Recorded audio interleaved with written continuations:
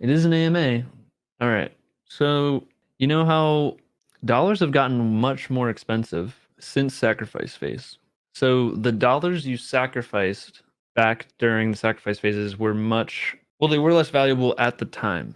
So, at the time you sacrificed, the dollars weren't worth nothing. They were just that's why the prices went up so much, and that's just how it was. So, but now that things have crashed so far, and now that getting those dollars is harder now in this environment, almost a year later. People, because my original thesis was, because I was expecting it to come out sooner, just because of how Richard talked about it. It was like, hey, this is just like Ethereum ICO scheduling. Basically, they had a rate that went down. You could get some. You trade in your BTC. You get an allocation of Ethereum. Sweet. Obviously, we're not expecting anything from this. We just did free speech, but I'm just speculating on what airdrops might happen, from a individual. If you're an individual, you can give away any coins you want to any amount of people. You create a smart contract, you can give coins you just choose who you want to give them to. Could be people who sacrifice for a certain thing, could be people who use the Uniswap protocol. That's how they decided to give out their allocation. They gave some of their Uniswap to people who used the protocol in the past. And so it's kind of similar to sending to an address that can be looked at, and then you can get some of those allocation. Who knows how they'll do it?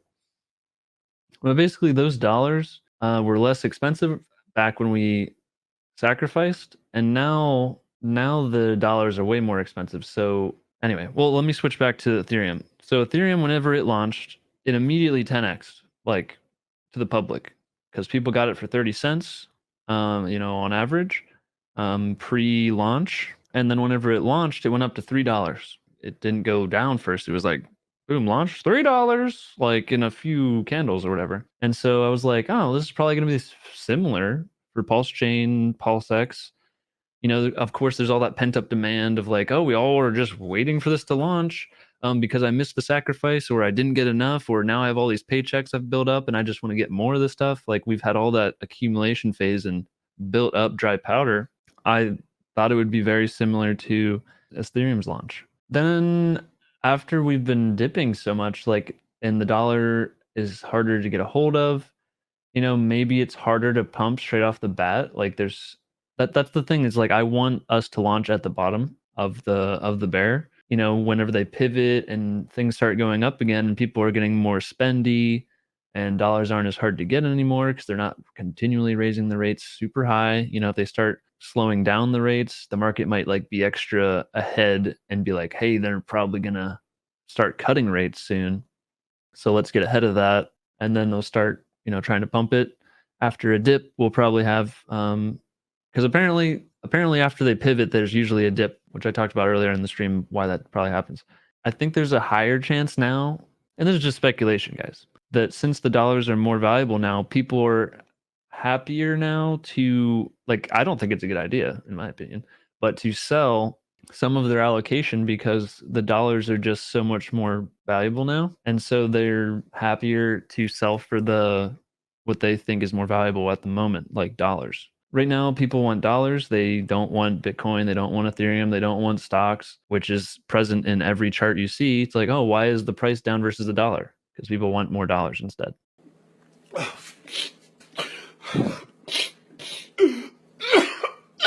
I could see there being less of a huge, because like if the bull run had just continued and we didn't have this like crazy collapse and everything, and PulseChain just launched in the middle of that hysteria and stuff, then I think we would have seen a 10x, is my guess, like in the first few days or something. But now I think it'll be a little more muted, unless we really do launch kind of towards the bottom after 11K Bitcoin bottom and stuff like that. Because if there's no more sellers and everyone's just like, yo, I'm not selling, then what do you have left? You've got buyers, and when you've got more buyers than sellers, the price goes up. Woo! Yeah, baby! That's what I've been waiting for. That's what it's all about. Woo! I think it'll be a little less explosive. I still think it's gonna be insano because it's like the biggest launch ever. Everyone on Ethereum is getting a free copy of every coin they have.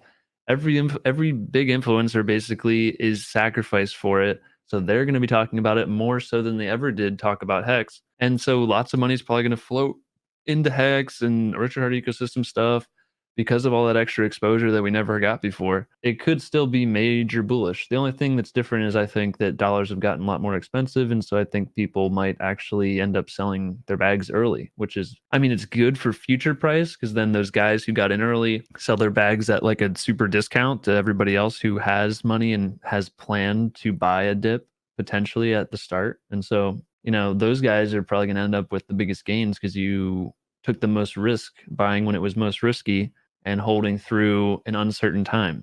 Those are the guys who make the most whenever things start going up again. I don't know. That's not really a 3-month forecast, but it's kind of my thoughts on it. Okay, potential bottom on both Pulse and PulseX after launch. Well, I can tell you that Ethereum, the way Ethereum worked out, which I still think is similar to how PulseChain will be, is that it went up 10x, like from, we could say sacrifice price, but we didn't pay a price. We just sacrificed for freedom of movement and freedom of speech.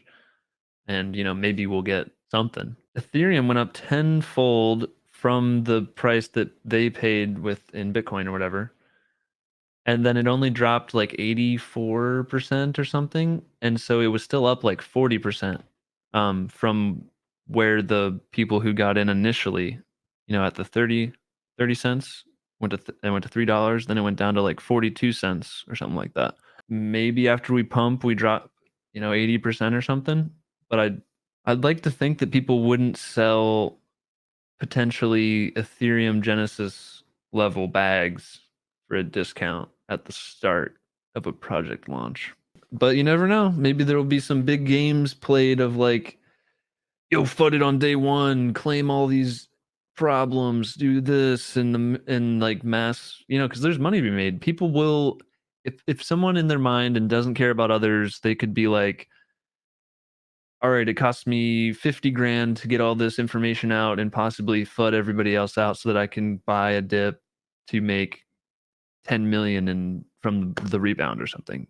I wouldn't be surprised if some people do that. That happens all the time. But the thing is, like, remember why you got into this stuff, and have those reasons changed? And if they haven't, then what's it matter?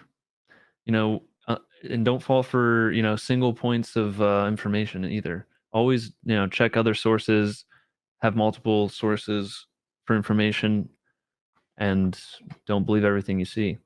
You know, especially like headlines and stuff. Don't fall for just reading headlines. A lot of people just read a headline and then think they know everything about it.